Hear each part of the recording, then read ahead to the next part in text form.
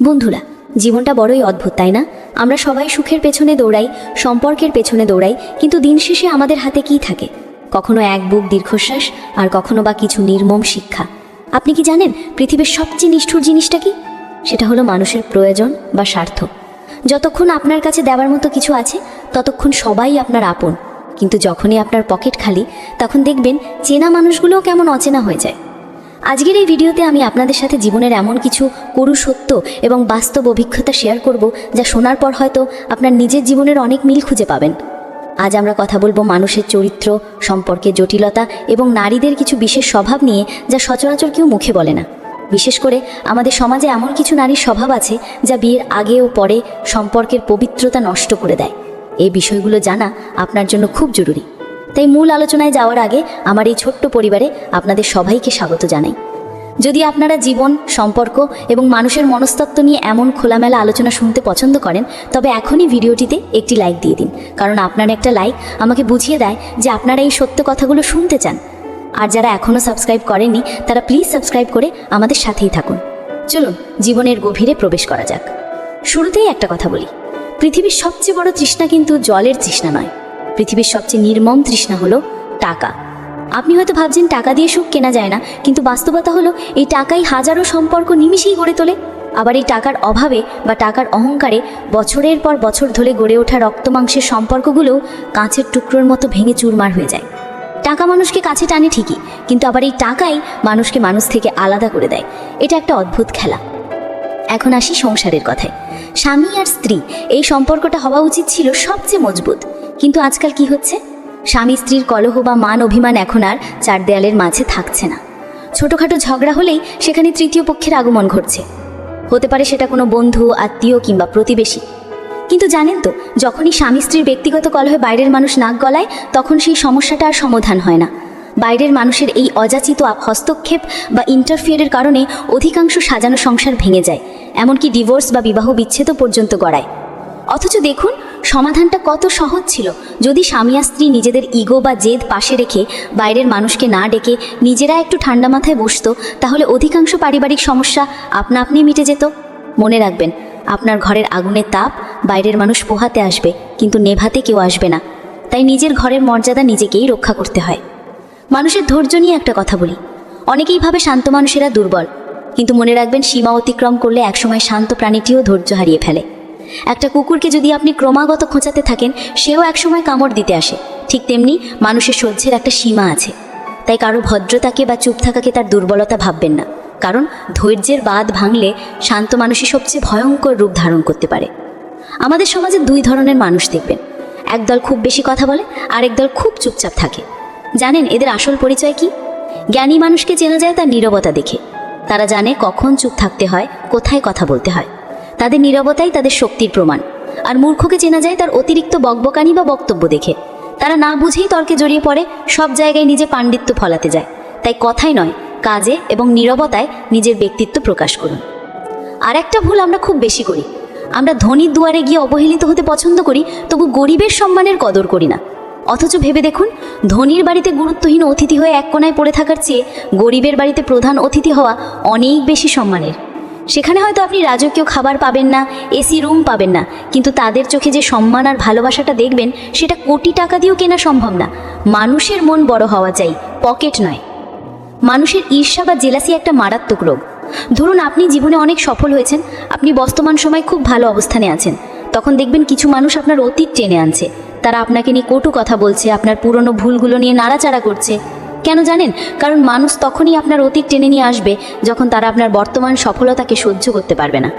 আপনার বর্তমান অবস্থান তাদের চোখে সর্ষে ফুল দেখায়, তাই তারা হিংসায় জ্বলে আপনার পুরনো কাসুন্দি ঘাটতে থাকে। এদের কথাই কান দেবেন না, শুধু এগিয়ে যান। সত্য আর মিথ্যা, এই দুটোর লড়াই চিরকালের। মিথ্যাকে হয়তো খুব দ্রুত ছড়িয়ে দেওয়া যায় আগুনের মতো, কিন্তু সেটাকে বেশিক্ষণ টিকিয়ে রাখা বা প্রতিষ্ঠিত করা যায় না। মিথ্যার পা নেই, সে বেশিক্ষণ দাঁড়িয়ে থাকতে পারে না। অন্যদিকে সত্যকে আপনি মাটির নিচে পুঁতে রাখলেও সেটা একদিন না একদিন অঙ্কুরিত হয়ে সূর্যের আলো দেখবেই। সত্যকে লুকিয়ে রাখা যায়, কিন্তু পৃথিবী থেকে বিলুপ্ত করা যায় না। তাই সাময়িক লাভের জন্য মিথ্যার আশ্রয় নেবেন না। ভালোবাসার ক্ষেত্রে আমরা বড় ভুল করি। আমরা সৌন্দর্যের পূজারী। সুন্দর চেহারা দেখলেই আমরা গলে যাই, ঠিক যেমন মানুষ চাঁদকে ভালোবাসে তার সৌন্দর্যের জন্য, কিন্তু সূর্যকে কেউ অতটা ভালোবাসে না। অথচ সূর্যই আমাদের আলো দেয়, প্রাণ দেয়, পৃথিবীকে বাঁচিয়ে রাখে। ঠিক তেমনি যার গুণ আছে তাকে হয়তো দেখতে অত সুন্দর না হলেও সেই মানুষটাই আপনার জীবনকে আলোকিত করতে পারে। সৌন্দর্যের প্রেমে মানুষ মুগ্ধ হয় ঠিকই, কিন্তু গুণের প্রেমে মানুষ আটকা পড়ে। তাই জীবনসঙ্গী বাছার সময় চেহারা নয়, তার গুণ আর মনটা দেখুন। জীবনটা আসলে একটা পরীক্ষার হল। এখানে সুখ আসে আমাদের অহংকারের পরীক্ষা নিতে, যে আমরা সুখ পেয়ে কতটা মাটিতে পা রেখে চলতে পারি, আর দুঃখ আসে আমাদের ধৈর্যের পরীক্ষা নিতে, যে আমরা কতটা সহ্য করতে পারি। দেখবেন গরিবের কষ্ট কিন্তু কখনো কমে না, তাদের অভাব লেগেই থাকে। কিন্তু জানেন কি হয়? প্রতিদিন কষ্ট পেতে পেতে তাদের কষ্ট সহ্য করার ক্ষমতাটা বেড়ে যায়, তারা ইস্পাতের মতো কঠিন হয়ে ওঠে। এটাই জীবনের লড়াই। প্রতিশোধ বা রিভেঞ্জ শব্দটা শুনতে খুব পাওয়ারফুল মনে হয়, তাই না? কারোর ওপর প্রতিশোধ নিলে হয়তো কয়েকদিনের জন্য একটা পৈশাচিক আনন্দ পাওয়া যায়, মনে হয় বেশ করেছি। কিন্তু বিশ্বাস করুন, কাউকে ক্ষমা করার আনন্দ থেকে যায় চিরদিন। কাউকে মন থেকে ক্ষমা করে দেওয়ার মধ্যে যে প্রশান্তি আছে, সেটা আপনি প্রতিশোধ নিয়ে 1000 বছরেও পাবেন না। ক্ষমার আনন্দটা চিরস্থায়ী, এটা আপনার মনকে হালকা করে দেয়। প্রতিশোধ আগুনের মতো, সে অপরকে পোড়ানোর আগে নিজেকে পোড়ায়। সময় যখন খারাপ যায় তখন শুধু পরিস্থিতি খারাপ হয় না, আশেপাশের চেনা মানুষগুলোও অচেনা হতে শুরু করে। আপনি অবাক হয়ে দেখবেন, যে মানুষটা আপনাকে সবচেয়ে ভালো বুঝতো, যে আপনার চোখের ইশারা বুঝতে পারত, খারাপ সময়ে সেই মানুষটাই হয়তো সবার আগে দূরে সরে যাবে। সময় খারাপ হলে অনেক কিছু খারাপ ঘটে, যা আমরা কল্পনাও করি না। বিপদের সময় ছায়া যেমন সরে যায়, তেমনি মেকি বন্ধুরাও সরে যায়। আর একটা জিনিস খেয়াল করবেন, অহংকার। যাহার যোগ্যতা যত অল্প, তাহার অহংকার তত বেশি। কলসি যেমন খালি থাকলে বাজে বেশি, তেমনি গুণহীন মানুষের আওয়াজ আর দম্ভই বেশি। যারা প্রকৃত জ্ঞানী, তারা ফলের গাছের মতো নিচু হয়ে থাকে। এখন আমি আপনাদের একটা খুব ইন্টারেস্টিং বিষয়ের অবতারণা করব। আপনারা হয়তো ইউটিউবে অনেক ভিডিও দেখেছেন যেগুলোর টাইটেল অনেকটা এরকম হয়, নারীর এই 3টি লক্ষণ দেখলে সাবধান, বা নারীর গোপন রহস্য। আজ আমি আপনাদের সেই বিষয়টি একটু ভেঙে বলবো। অভিজ্ঞতারা এবং সমাজবিজ্ঞানীরা বলেন, 3 ধরনের নারী বিয়ের আগেও পরে অন্য পুরুষের সাথে সম্পর্ক রাখার প্রবণতা দেখায়, বা তাদের মন চঞ্চল হয়। এটা সবার ক্ষেত্রে প্রযোজ্য নয়, কিন্তু সচেতন থাকতে দোষ কি? প্রথমত, যে নারীর ছেলে বন্ধুর সংখ্যা মেয়ে বন্ধুর চেয়ে অনেক বেশি থাকে। খেয়াল করবেন, যার সার্কেলে শুধু পুরুষ বন্ধু এবং সে তাদের সাথেই বেশি সময় কাটাতে স্বাচ্ছন্দ্য বোধ করে, বিয়ের পরেও তার এই অভ্যেস বদলানো কঠিন হয়ে পড়ে। বন্ধু থাকা ভালো, কিন্তু একটা সীমারেখা থাকা জরুরি। যখন সেই সীমারেখা অস্পষ্ট হয়ে যায়, তখনই সংসারে অশান্তি আসে। দ্বিতীয়ত, যে নারী ঘরের চেয়ে বাইরে বেশিক্ষণ সময় কাটাতে পছন্দ করে, সংসার বা পারিবারিক জীবনের চেয়ে বাইরের জগৎ, আড্ডা বা ঘোরাঘুরি যাদের বেশি টানে, তাদের ক্ষেত্রে অনেক সময় ফোকাস নড়ে যায়। তারা একঘেয়েমি কাটাতে নতুনের খোঁজ করতে গিয়ে ভুল পথে পা বাড়াতে পারে। তৃতীয়ত, এবং এটা একটু স্পর্শকাতর, যে নারী অতিরিক্ত খোলামেলা পোশাক পরতে ভালোবাসে এবং নিজেকে অন্যের সামনে প্রদর্শন করতে পছন্দ করে, এদের মধ্যে অনেকেই আছে যারা অন্যের মনোযোগ বা অ্যাটেনশন পাওয়ার জন্য ব্যাকুল থাকে। যখন তারা ঘরে পর্যাপ্ত মনোযোগ পায় না, তখন তারা বাইরের জগৎ থেকে সেই অ্যাটেনশন খোঁজে, আর এই অ্যাটেনশন পাওয়ার নিশাই অনেক সময় তাদের ভুল সম্পর্কের দিকে ঠেলে দেয়। মনে রাখবেন, এগুলো সবই পর্যবেক্ষণ। বিশ্বাস বা অবিশ্বাস করার আগে নিজের বিচার বুদ্ধি প্রয়োগ করবেন। তবে চোখ কান খোলা রাখা সব পুরুষের জন্যই জরুরি, কারণ বিশ্বাস করলে ঠকতে হয়, আর অবিশ্বাস করলে হারাতে হয়। মানুষ বড়ই বিচিত্র প্রাণী। এখন আপনাদের একটা খুব মজার কিন্তু গভীর অর্থপূর্ণ গল্প শোনাবো। এটা একটা ইঁদুর আর একটা হীরের গল্প। এই গল্পটা শুনলে আপনি বুঝতে পারবেন হঠাৎ বড়লোক হওয়া মানুষগুলোর মানসিকতা আসলে কেমন হয় এবং কেন তারা সমাজ থেকে বিচ্ছিন্ন হয়ে যায়। একবার এক ইঁদুর ভুল করে একটা হীরের টুকরো গিলে ফেলল। দামি হিরে, হীরের মালিক তো দিশেহারা। তার কোটি টাকার সম্পদ একটা সামান্য ইঁদুরের পেটে। তার রাতের ঘুম হারাম হয়ে গেল। সে হীরে উদ্ধারের জন্য এক পেশাদার ইঁদুর শিকারীকে ভাড়া করল। শিকারীকে বলল, যেভাবেই হোক আমার হীরেটা উদ্ধার করে দাও। শিকারী যখন ইঁদুর মারতে ইঁদুরদের গর্তের কাছে পৌঁছলো, সে দেখল এক অদ্ভুত দৃশ্য। সে দেখল হাজার হাজার ইঁদুর একে অপরের সাথে জটলা পাকিয়ে আছে, একে অপরের গায়ের উপর শুয়ে আছে, খুনছুটি করছে, যেন কত ভাব। কিন্তু একটা ইঁদুর সবার থেকে আলাদা। সে একটু দূরে একা একটা জায়গায় চিৎপটাং হয়ে শুয়ে আছে। সে কারো সাথে মিশছে না, কারো সাথে কথাও বলছে না, একদম ভাব নিয়ে একা পড়ে আছে।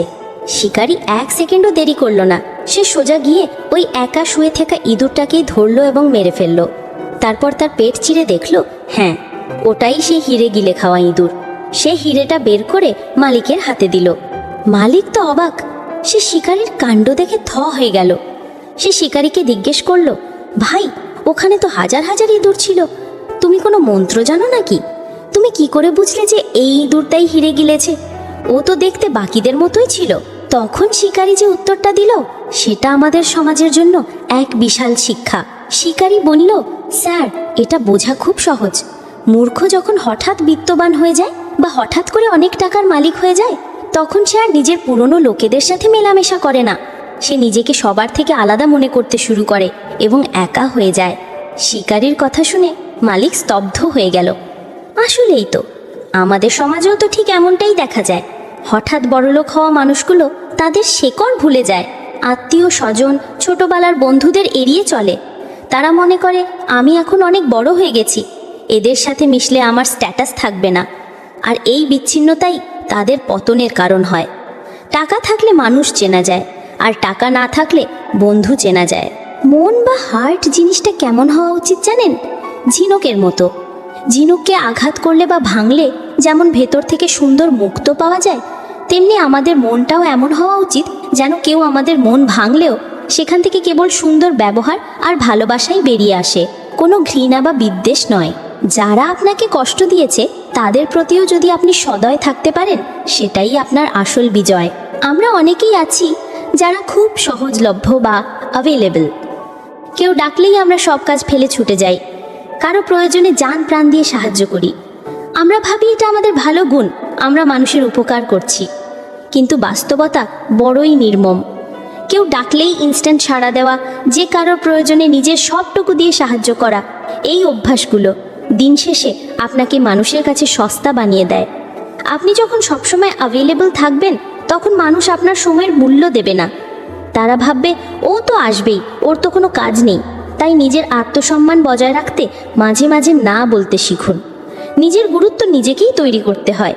দেখুন, পৃথিবীতে অনেক কিছু জোর করে পাওয়া যায়, টাকা দিয়ে অনেক কিছু কেনা যায়, বাড়ি, গাড়ি, এমনকি মানুষও। কিন্তু এমন কিছু জিনিস আছে যা আপনি ভিখারির মতো হাত পেতে চাইলেও পাবেন না। তা হলো ভালোবাসা, যত্ন, সম্মান আর গুরুত্ব। আপনি কারো কাছে গিয়ে বলতে পারেন না, প্লিজ আমাকে একটু ভালোবাসুন, আমাকে একটু সম্মান করুন। এগুলো চেয়ে নেওয়ার জিনিস নয়, এগুলো স্বাভাবিকভাবে, স্বতঃস্ফূর্তভাবে কারোর মন থেকে আসতে হয়। জোর করে পাওয়া ভালোবাসা আর প্লাস্টিকের ফুলের মধ্যে কোনো তফাৎ নেই, দুটোতেই প্রাণ নেই। ভালোবাসা চেয়ে নেওয়া যে কি ভীষণ যন্ত্রণার, কি যে অপমানের, সেটা যার সাথে ঘটে একমাত্র সেই জানে। কারো অবহেলা সহ্য করে তার পায়ের কাছে পড়ে থেকে গুরুত্ব ভিক্ষা করার চেয়ে মাথা উঁচু করে একা থাকা অনেক বেশি সম্মানের। মনে রাখবেন, যেখানে আপনার কদর নেই সেখানে আপনার উপস্থিতি মানেই নিজের অপমান। ভিডিওটির শেষ পর্যায়ে চলে এসেছি। বিশ্বের সবচেয়ে ধনী এবং সফল 3 জন ব্যক্তি, বিল গেটস, ইলন মাস্ক এবং জেফ বেজোস, আমাদের তরুণ প্রজন্মের জন্য এবং যারা জীবনে সফল হতে চায় তাদের জন্য কি পরামর্শ দিয়েছেন জানেন? বিল গেটস বলেছেন, নিজের পথ নিজেই তৈরি করুন। অর্থাৎ অন্যের দেখানো পথে হেঁটে আপনি হয়তো গন্তব্যে পৌঁছাবেন, কিন্তু ইতিহাস গড়তে পারবেন না। ভিড়ের মধ্যে হারিয়ে না গিয়ে নিজের আলাদা পরিচয় তৈরি করুন। ইলন মাস্ক বলেছেন, জীবনের রিস্ক নিতে শিখুন, কারণ জিততে না পারলেও আপনি শিখতে পারবেন। হেরে যাওয়া মানেই শেষ নয়, ওটা একটা শিক্ষা। যারা রিস্ক নিতে ভয় পায় তারা কখনো বড় কিছু করতে পারে না। আর জেফ বেজোস বলেছেন, নিজের আইডিয়ার উপর কাজ করুন। লোকে কি বলল, সমাজ কি বলল, সেটা না ভেবে আপনার মাথায় যে বুদ্ধিটা আছে সেটাকে কাজে লাগান। কারণ আপনার স্বপ্নটা আপনার, ওটা অন্য কেউ বুঝবে না। জীবনটা আপনার, তাই সিদ্ধান্তও আপনার হওয়া উচিত। অন্যের কথায় নিজের জীবনের রিমোট কন্ট্রোলটা তুলে দেবেন না। জীবন একটাই, এটাকে এমনভাবে সাজান যেন শেষ বয়সে এসে কোনো আফসোস না থাকে। বন্ধুরা, অনেক কথা বললাম। আশা করি আজকের এই কথাগুলো, ইঁদুরের সেই গল্পটা আর জীবনের এই বাস্তব সত্যগুলো আপনাদের হৃদয়ে একটু হলেও নাড়া দিয়েছে। আপনারা হয়তো ইউটিউবে অনেক মোটিভেশনাল ভিডিও দেখেন, যেগুলো টাইটেল হয় কিছু কথা যা জীবন বদলে দেবে। আজকের আলোচনাটিও ঠিক তেমনই, আপনাকে নতুন করে ভাবতে শেখাবে। এই কথাগুলো যদি আপনার জীবনের সাথে মিলে যায়, যদি মনে হয় যে হ্যাঁ, কথাগুলো সত্যি, তাহলে আর দেরি করবেন না। এখনই আমাদের চ্যানেলটি সাবস্ক্রাইব করে বেল আইকনটি বাজিয়ে দিন। আর কমেন্ট করে জানান কোন পয়েন্টটি আপনার সবচেয়ে ভালো লেগেছে। আপনাদের ভালোবাসাই আমার এগিয়ে যাওয়ার শক্তি। চ্যানেলে আমি এই রকমই জীবনমুখী এবং বাস্তবধর্মী ভিডিও নিয়ে আপনাদের পাশে থাকবো সবসময়। দেখা হবে পরের ভিডিওতে। ততক্ষণ পর্যন্ত ভালো থাকবেন, সুস্থ থাকবেন এবং নিজের খেয়াল রাখবেন। নিজের ও নিজের পরিবারের যত্ন নেবেন। ধন্যবাদ।